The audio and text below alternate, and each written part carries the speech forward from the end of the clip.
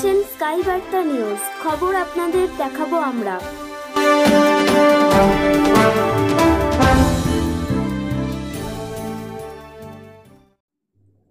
অষ্টম দফা নির্বাচনের আগেই বাংলায় এসে এবার বিজেপির বিস্ফোরক মহারাষ্ট্রের বিশিষ্ট সমাজকর্মী বিনয় দুবে এবং বেনারসের বিশিষ্ট সমাজকর্মী বেনারসওয়ালা শর্মাজি।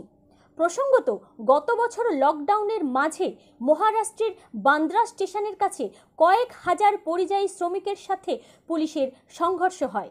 সেই মামলাতে গ্রেপ্তার হন বিনয় দুবে।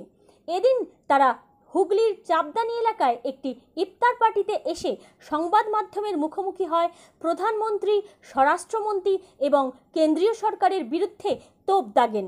তারা বলেন, পশ্চিমবাংলায় আর যেই ভোটে জিতুক, বিজেপি জিতবে না। তুলে ধরবো আপনাদের সামনে সেই সব দৃশ্যগুলি, সঙ্গে থাকুন। তিনজন বানারসে বা কোথাও ভারতে দাঁড়িয়ে যদি আমরা গভর্নমেন্টের এগেনস্টে কিছু বলবো, ওটা ব্রেক হয়ে যাবে। কিন্তু চুনাव আয়োগ যা আছে, ইলেকশন কমিশন অফ ইন্ডিয়া, আর যা অত বড় বড় র্যালি, এরম আমি পিএম দেখেছি না কোনোদিন। কেন? অনলাইন চিফ মিনিস্টার থেকে যখন মিটিং করছে সেই সময় মাস্ক ইউজ করছে, কিন্তু র্যালিতে এরম হাত করে কথা করে ভাইও বহনও করছে। এখানে কত লোক কোভিড ইনফেক্টেড হয়ে গেছে। আপনি কি জানেন? যা সিনহা বলে একটা টিএমসি ক্যান্ডিডেট ছিল, ওনার মৃত্যু হয়ে গেছে। তো আমি বলবো কি ইলেকশন কমিশন যা আছে, যা গভর্নমেন্ট আছে, সেন্ট্রাল গভর্নমেন্ট, ওর ভাবার উচিত ছিল এই সময় যদি ইলেকশন সময় অত আমরা করছি তো এ স্প্রেড হতে পারে। রাহুল গান্ধী কিভাবে বললেন কি আমি কোনো সভা করব না, তারপরে মোদি বলছেন কি আমি 500 লোক নিয়ে সভা করব। তো এসব আগে করা উচিত ছিল, যখন পাঁচ পেজ পরে তারপরে এখন বলছে এটা সরাসর গলত আছে, এটা একদম রং।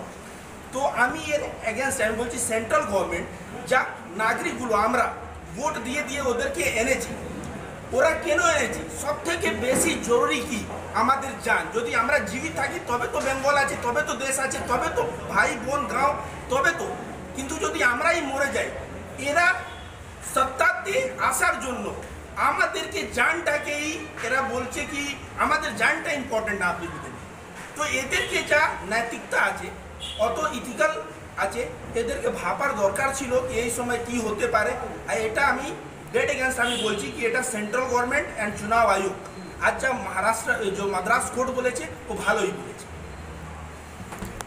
অর্থনীতির দেশ এইরকমই দাবি করেন বিজেপি লিডাররা, সে জায়গায় দাঁড়িয়ে অক্সিজেনের অভাবে রুগী মারা যাচ্ছে, কি বলবেন? চাইনি বললেন, দেখুন জনতা যা আছে এখানে জনতা ডিভাইড অ্যান্ড রুল পলিসি আছে। কেন আছে? ইংরেজের পলিসি সেম ছিল। আপনি এখানে রাজারাম মোহন রায়, আপনি জগদীশ চন্দ্র বসু, অত ইন্টেলেকচুয়াল জায়গা আছে, এই জায়গাতে লোক আগে বিবেক করে তারপরে কথা বলে, ঠিক আছে? তো যা এরা হিন্দু মুসলিম করছে, ভোটকে পোলারাইজ করে ভোট নিয়ে নিচ্ছে, তারপরে এরা জনতাকে কিছু ভাবছেই না। আজ আমি আপনাকে একটা কোশ্চেন করছি, অক্সিজেন ছাড়ুন, সব থেকে বেরোজগার 2 কোটি রোজগার দেওয়ার কথা ছিল, সব থেকে বেশি বেরোজগার হিন্দু। আপনি গিয়ে লকডাউনতে স্থিতি দেখবেন, অনেক এরম ফ্যামিলি আছে ইনি মুম্বাইতে, অনেক ফ্যামিলি রাত্রিবেলা খেতে পায় না, ইনি মুম্বাইতে টিফিন বক্স নিয়ে জল নিয়ে আপনি ভিডিও দেখবেন এফবি পেজতে, বাইরে বেরোন আর লোককে খাওয়া দেন। তো কথাই আছে কি এই দেশে যা গভর্নমেন্টের পলিসি আছে, আমাদের জান সব থেকে অন্তিম প্রায়োরিটি আছে। তাই জন্য এখানে Hindu Muslim divide and rule policy আছে। এখানে আপনাকে অক্সিজেন মিলুক বা না মিলুক, আপনাকে ভোজন মিলুক বা না মিলুক, ও গভর্নমেন্টে কোনো ওর দায়িত্ব নেই। আপনার ছেলে শিক্ষা যদি পেয়ে যায় তারপরে কি হবে? ও ভাববে। যদি ও ভাবতে শুরু করে দেয় তারপরে কি হবে? ও কোনোদিন বিজেপিকে ভোট করবে না। ও যেরকম ইনি নিজের অধিকারে কোশ্চেন করছেন, ইনি অধিকারে যা সাংবিধানিক রাইট আছে আমরা ও নিয়ে কোশ্চেন করব। তো এই গভর্নমেন্টের পলিসি আছে কি না অক্সিজেন না শিক্ষা না স্বাস্থ্য কিছু দিবে না, Hindu Muslim divide and rule policy, because এরা হেড পলিসি চালাচ্ছে। যদি যত হেড এরা করবে এদেরকে বেনিফিট আছে।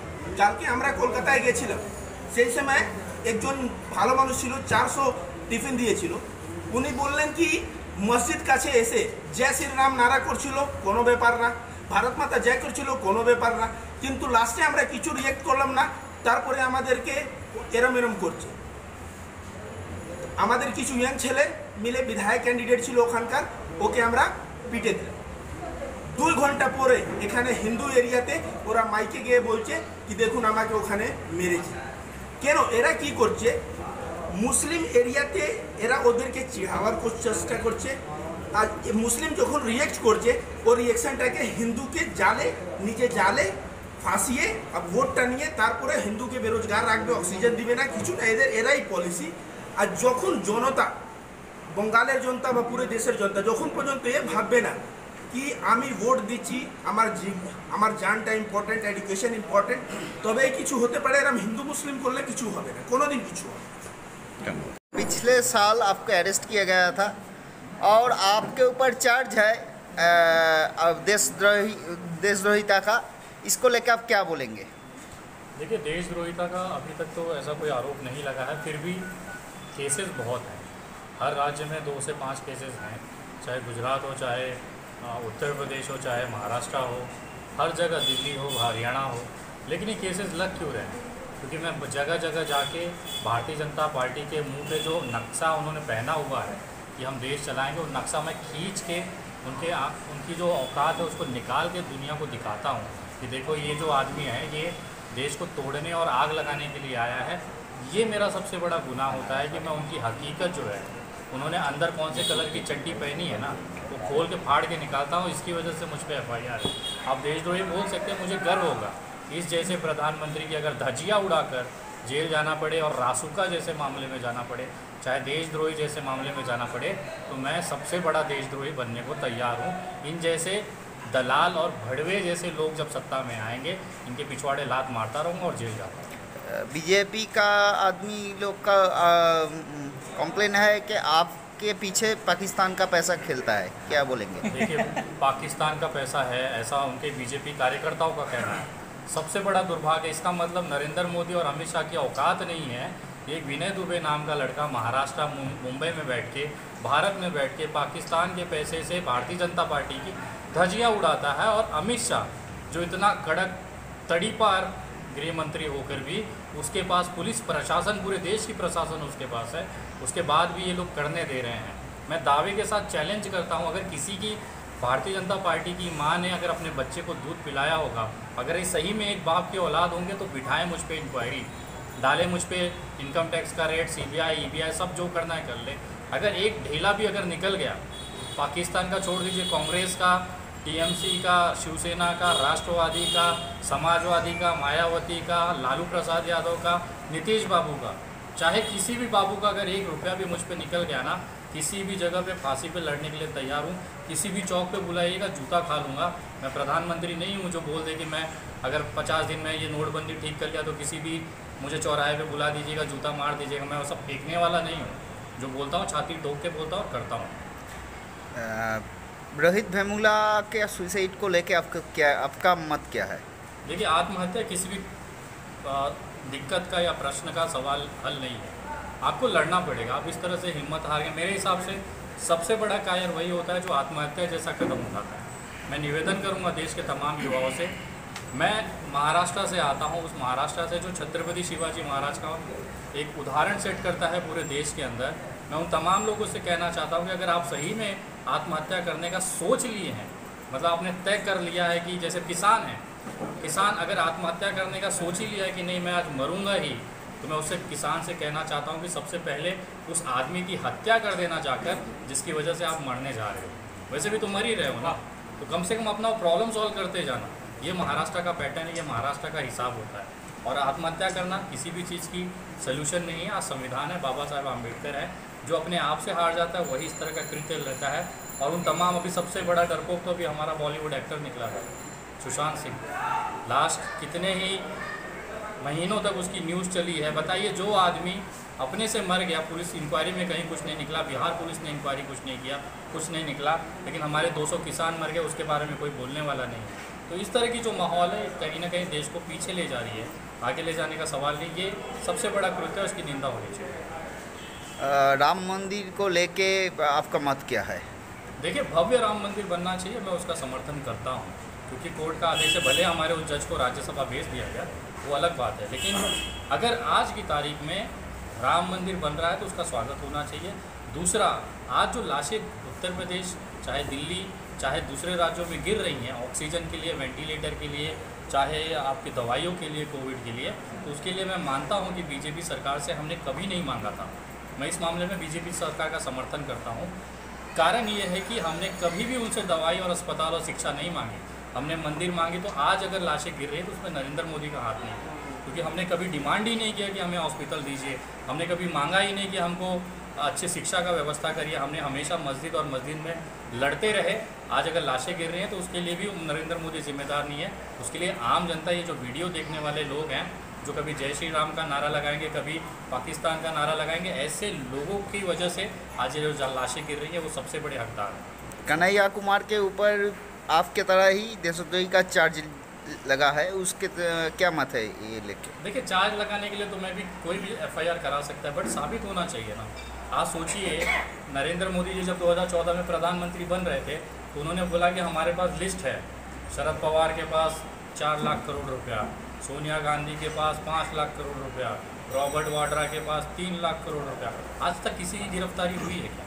इतना सबूत होने के बाद जब ये चुनाव प्रचार में जाते थे कि अगर हमारी सरकार बने तो सबको जेल के कोठरी में डाल देंगे, रॉबर्ट वाड्रा का क्या उखाड़ लिया इन्होंने? सोनिया गांधी का क्या बिगाड़ लिया इन्होंने? और कौन सा आरोपी जो 2G में पकड़े भी गए थे उसको भी सुप्रीम कोर्ट ने बरी कर दिया कि इनके खिलाफ कोई सबूत नहीं मिल रहा है। तो इस तरह का आरोप लगना कोई बड़ी बात नहीं। आरोप तो मुझ पर भी 500 है, लेकिन आप साबित कैसे करोगे? आपके पास एविडेंस क्या है? जिस दिन कन्हैया कुमार पे वो आरोप साबित हो गए कि वहाँ पे भारत तेरे टुकड़े होंगे, अगर इस तरह के बयान में उसकी संलिप्तता पाई जाती है कन्हैया कुमार की, हम कन्हैया कुमार की भी निंदा करेंगे। लेकिन अगर ये गलत साबित होगा तो कन्हैया कुमार की जय भी बोलने में हमें कोई शर्मिंदगी महसूस नहीं होगी। पूरा देश में 300 से भी ज़्यादा आसन बीजेपी का है, राम मंदिर बन रहा है, फिर भी बीजेपी लोग बोल रहे हैं हिंदुत्व संकट में है। क्या बोलेंगे आप? सर, एक बात बताइए मुझे, हमारा राष्ट्रपति कौन है? हिंदू है। हमारा प्रधानमंत्री कौन है? हिंदू है। हमारा गृह मंत्री कौन है? हिंदू है। चीफ जस्टिस ऑफ इंडिया कौन है? हिंदू है। नीचे डिस्ट्रिक्ट लेवल से लेके सुप्रीम कोर्ट तक जितने भी जस्टिस हैं उसमें 99.99% कौन बैठा है? हिंदू बैठा है। जितने भी SP DSPs आप ले लीजिए, जो भी बड़े अधिकारी हैं, DMs हैं, 99% जो लोग हैं कौन है? हिंदू है। 800 साल मुगलों ने राज किया। ये सारा प्रशासनिक तंत्र ऊपर से लेकर नीचे हवलदार तक 90% के ऊपर जो हिंदू शासित हैं, वो राष्ट्र मुस्लिम और कैसे प्रॉब्लमेटिक क्रिएट होगा सर? हिंदू राष्ट्र बनना चाहिए। लेकिन मैं दावे के साथ बोलता हूँ, जिनको जानकारी है उनको पूछना चाहता हूँ कि भारतीय जनता पार्टी का आप कॉन्स्टिट्यूशन ऑफ पार्टी उठा लीजिए। जब आप कोई पार्टी बनाते हैं तो उसमें एक आपको संविधान बनाना पड़ता है, अपने पार्टी का संविधान। उस संविधान की, भाजपा के संविधान की दूसरी लाइन, दूसरा पैराग्राफ पढ़ लीजिए कि भारतीय जनता पार्टी एक सेक्युलर पार्टी है। जो पार्टी अपने संविधान, अपने खुद के पार्टी के संविधान में हिंदू नाम नहीं जोड़ पाती है, वो देश को हिंदू राष्ट्र बना लेगा। ये केवल बेवकूफ़ और बेवकूफ़ हिंदुओं को मतलब एक खुश करने के लिए बताया जाता है ये सारी चीज़ें। जो पार्टी खुद अपने आप को सेक्युलर कहती है वो हिंदू राष्ट्र कैसे बना लेगी? मैं दावा करना चाहूँगा कि अगर भगवा कलर हिंदुओं का है और हरा कलर मुसलमान का है तो भारतीय जनता पार्टी में आज तक वो हरा कलर क्यों है? अगर आप पार्टी साफ करना चाहते हैं तो पहले 2 चीज़ें कर लीजिए। अपने कॉन्स्टिट्यूशन में बोले कि हम केवल हिंदुओं की पार्टी हैं और अपने झंडे में से हरा कलर हटा दीजिए। उस दिन मैं भी उनको मानूंगा कि हाँ, ये आज नहीं तो कल हिंदू राष्ट्र बना लेंगे। पूरा देश में धर्म और जाति के नाम पे इंसान को तोड़ने का जो काम हो रहा है, इसको लेके क्या बोलेंगे आप?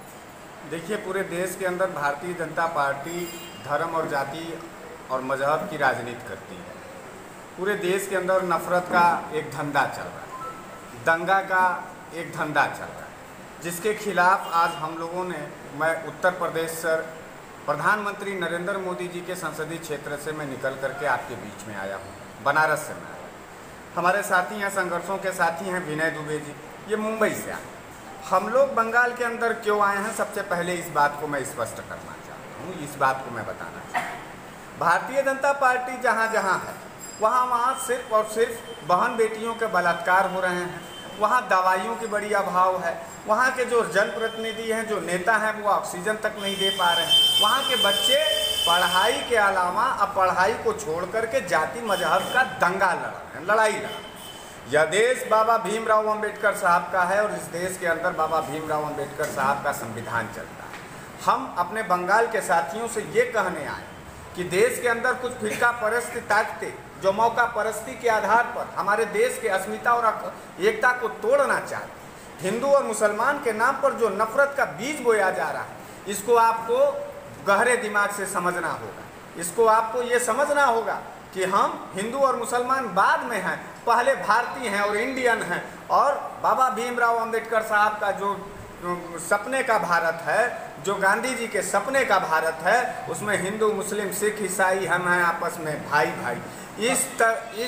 इस बात को आपको और हमको समझना होगा। ये भारतीय जनता पार्टी पूरे तरीके से देश में सिर्फ और सिर्फ सत्ता पर काबिज होना चाहती। इनके तमाम नेता बलात्कार के आरोप में आरोपी हैं, इनके तमाम नेता दंगा में आरोपी हैं, इनके तमाम नेता ये किसको टिकट देते हैं? ये उसको टिकट देते हैं जो हमारे देश की सबसे बड़ी खूबसूरती वाला तस्वीर जिसे मुसलमान कहते हैं, उसको वो गाली देते हैं, उसको नफरत का बीज बोलते हैं। हमको आप देख सकते हैं, मेरा बॉडी स्ट्रक्चर आप देख सकते हैं, मैं बनारसी आदमी हूँ, मेरे माथे पर तिलक है, मैं अपना चुंडी हूँ, मेरे 5 जनेऊ है, मैं पक्का हिंदू हूँ और ब्राह्मण जाति से हूँ, लेकिन मैं अपने भाइयों और साथियों के बहन बेटियों के सवाल पर लड़ता नजर आता हूँ बनारस के अंदर नरेंद्र मोदी के खिलाफ। हमारा विनय दुबे, याद होगा आपको लॉकडाउन का समय था पिछले साल, जब उत्तर भारतीय और बंगाली लोग जो महाराष्ट्र में काम करते हैं अपने घर आने के लिए तरस रहे थे, तब विनय दुबे ने अपने पैसे हर्जे और खर्चे से यह ऐलान किया कि हम अपने उत्तर भारतीय साथियों को, बंगाली साथियों को उनको घर भेजने के लिए ट्रेन और बसें देंगे। इस बात से तिलमिलाई हुई भारतीय जनता पार्टी की कायर सरकार विनय दुबे को ले जाकर के 14 दिनों तक जेलों में डाल दी। देखिए, इस देश के अस्मिता को तोड़ने की एक साजिश हो रही है। आपको इस साजिश को समझना होगा, हमारे बंगाल के साथियों को समझना होगा। और हम इस बात को जानते हैं कि बंगाल अपनी रोटी और बेटी के साथ कभी समझौता नहीं करता। एक तरफ आपकी बहन, आपकी बेटी को जो दो गुजराती लुटेरे पूरे देश के अंदर जो इसमें सत्ता में कब्जा बनाए बैठे हैं, वो आपके बेटी को आकर के यहाँ पे ललकार करके आपके धरती पर जाते हैं, उसकी बेइज्जती करते हैं, उसको गाली देते हैं। उसका मुकम्मल जवाब आपको इस चुनाव के मध्यांतर देना होगा। मैं इस बात को कहने आया हूँ। दूसरा, जो रोटी आप खाते हैं, उस रोटी का जो अन्नदाता है, जो किसान है, वो दिल्ली के सड़कों पर पिछले 4 महीने से रो रहा है, बैठा हुआ। तो आप अपने रोटी की जिम्मेदारी जरूर निभाइएगा। सवाल पूछने की ताकत और जरूरत जो है आप बंगालियों के अंदर है। हम यूपी से इसलिए निकल करके बंगालियों के पास आए हैं, महाराष्ट्र से इसलिए निकल करके विनय दुबे जी आपके पास आए हैं, क्योंकि बंगाल ने क्रांति का एक नया इबादत और इतिहास लिखा है। आज हिंदुस्तान को आप जैसे बंगाली सूरवीरों की ज़रूरत है, शेरों की ज़रूरत है। आपका मिजाज तय करेगा कि हिंदुस्तान के अंदर गांधी का नियम चलेगा या फिर गोडसे जैसे जल्लाद और हत्यारे का नियम चलेगा। इसलिए मैं बंगाल के साथियों से कहने आया हूँ कि हमें आपकी ज़रूरत है। आपकी एक आवाज़ दिल्ली के सल्तनत को हिला देगी। आपका एक जज्बात, आपका एक परिणाम हमको ज़िंदगी देगी, हमारी बेटियों को ज़िंदगी देगी। शिक्षा और स्वास्थ्य के मुकम्मल सवाल पर हम जो लड़ाई लड़ रहे हैं, ये पूरे देश में लड़ रहे हैं, इसलिए बंगाल। पिछले दिन हम लोग देखे थे JNU में वो ABVP का अटैक, वैसी घोष उसके ऊपर अटैक हुआ है। उससे पहले कन्हैया कुमार को जेल डाल के दिया गया। इस सबको लेके आप लोग क्या कहेंगे? देखिए, भारतीय जनता पार्टी को शिक्षा से, पढ़ाई से बहुत ज़्यादा नफरत है। इसका एक सीधा सबूत है। सन 2014 से लेकर के अब तक आप सेंट्रल का शिक्षा का बजट आप उठा के देखिए। विश्वविद्यालयों में वो जाति मजहब के नाम पर दंगा कराना चाहते हैं। जो नौजवान स्कॉलरशिप होकर के डॉक्टर, इंजीनियर और यहाँ का जो है कि तमाम बड़े बड़े पदों पर काम करना चाहता है, उसको जाति मजहब पर उसके नफरत का इंजेक्शन उसको ज़बरदस्ती लगाया जाता है। कभी किसी को टोपी के नाम पर हमारे प्रधानमंत्री जी पहचानते हैं। हमारे प्रधानमंत्री जी इस देश का महान लोकतंत्र, भारत महान लोकतंत्र का परिचायक, और उस देश का प्रधानमंत्री कपड़े से पहचानेगा अपने नागरिक को? ये कितने बड़े शर्म की बात है। और ये बात इस बात का सबूत है कि देश के ऊपर एक बहुत बड़ा आफत है। इस आफत को ख़त्म करने के लिए हम तमाम हिंदू, मुस्लिम, सिख, ईसाइयों को एक साथ आना होगा। और एक बात मैं आपको पत्रकार महोदय और बंगाल के साथियों को बताना चाहता हूँ कि माली वही अच्छा होता है जिसके बगिया में नाना प्रकार के फूल होते हैं। ये बगिया भारत का जो बगिया है, इसमें नाना प्रकार के जो भी फूल हैं, सबसे खूबसूरत फूल हिंदू, मुसलमान और सिख और ईसाई। नरेंद्र मोदी जी को अफसोस है हम भारतीयों को कि नरेंद्र मोदी जी जल्लाद जो है माली निकल गए, इस देश के बगीचे को उजाड़ना चाहते हैं। विदेशी ताकतों से उनको पैसा मिलता है, विदेशी ताकतों के हाथ से वो भारत को बर्बाद करना चाहते हैं। इसलिए हम जैसे नौजवान लोग पूरे देश के अंदर जाते हैं, विनय दुबे जैसे लोग जाते हैं, रविकांत भारती जैसे लोग जाते हैं। आखिर ये लोग कौन हैं? ये लोग वही हिंदू हैं जिस हिंदू को बरगला करके हमको हमारे मुसलमान साथियों से वो लड़वाना चाहते हैं। इसलिए मैं बंगाल के लोगों से कहना चाहता हूँ कि हिंदू और मुसलमान के लड़ाई को छोड़ करके बाबा साहब अम्बेडकर के संविधान को लागू करने के लिए लड़ाई लड़ना है। नाथूराम गोडसे का कानून हमको नहीं चाहिए। हमको नरेंद्र मोदी और अमित शाह का जल्लादी विचारधारा की कोई ज़रूरत नहीं है। हमें भारतीय तिरंगा का सम्मान करना है, हमें भारतीय होना है, उसके बाद हम जो है हिंदू और मुसलमान। यहाँ पर भारतीय जनता पार्टी के कार्यकर्ता हैं जो कट्टर हैं, जो मुसलमानों से एकदम नफरत करते हैं, उन तमाम लोगों को मैं खुशखबरी देना चाहता हूँ कि मुल्लों के देश से ऑक्सीजन आ रही है। अगर तुम सही में भारतीय जनता पार्टी के वो वाले हिंदू हो जो भारतीय जनता पार्टी का तलवा चाटता होगा, तुम्हें कसम दे के जा रहा हूँ तुम्हारे उस हिंदुत्व की कि तुम्हारे बाप को ना वो मुल्लों वाले ऑक्सीजन मत चढ़ाना। मैं कसम दे के जा रहा हूँ कि कोविड का जो रेमडेसिविर इंजेक्शन है वो एक मुसलमान की कंपनी का है। तुम्हारा बाप मर जाए तुम्हारे आंखों के सामने सांस लेते लेते, तुम्हारी माँ मर जाए तुम्हारे आंख के सामने, लेकिन तुम्हें कसम है उस हिंदुत्व की कि उस मुसलमान उन मुल्ले की ना इंजेक्शन मत लगाना। ये आज मैं आप लोगों से निवेदन करके जा रहा हूँ। और मैं पूछना चाहता हूँ, वो यति नरसिंहानंद सरस्वती किस बिल में छुपा है बड़वा? आप बताओ, मुसलमान के देश से प्रधानमंत्री जी ऑक्सीजन मंगा लिए, अब कहाँ जाओगे ये? और ये सारे लोग किस जगह पे हैं? आज जो शमशान में लाशें गिर रही हैं वो किसी मुसलमान की नहीं है, वहाँ जलाने के लिए मुसलमान नहीं जा रहा है।